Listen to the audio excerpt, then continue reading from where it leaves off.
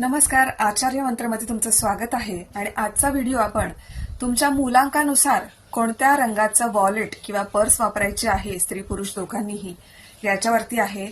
तर मुलांक कसा काढायचा याच्यावरती मी ऑलरेडी एक व्हिडिओ बनवलेला आहे. तुम्ही पेजवर जाऊन किंवा युट्यूबवरती जाऊन बघू शकता. तर आता आपण सुरू करूयात. तर पहिलं म्हणजे मुलांक 1. मुलांक 1 वाल्यांनी पिवळ्या किंवा गोल्डन सोनेरी रंगाचं वॉलेट पाकिट वापरायचं आहे किंवा स्त्रियांनी पर्स वापरायची आहे. मुलांक 2 वाल्यांनी चंदेरी किंवा सफेद रंगाचं पाकिट वापरायचं आहे. मुलांक 3 वाल्यांनी पिवळा किंवा गडद केशरी रंगाचं वॉलेट वापरायचं आहे.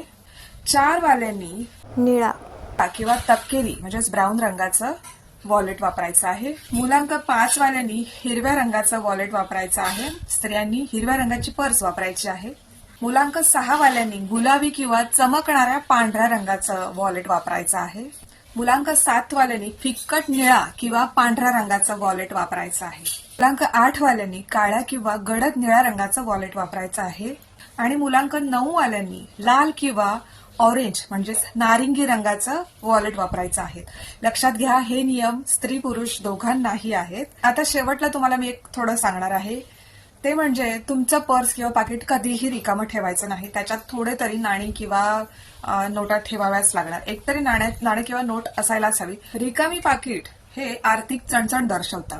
दुसरं म्हणजे पाकिटात असलेली जुनी बिलं किंवा तिकीट, बसचं, ट्रेनचं तिकीट, पासेस, जे काही जुनं असेल ते काढून टाकायचं आहे. काहीच असं साठवायचं नाहीये जे जुनं झालंय, रद्दीत जमा झालेलं आहे. याच्यामुळे नकारात्मक ऊर्जा वाढते. पर्समध्ये नेहमी एक लवंग किंवा तमालपत्राचा तुकडा ठेवायचा आहे. याच्यामुळे धन आकर्षित होतं.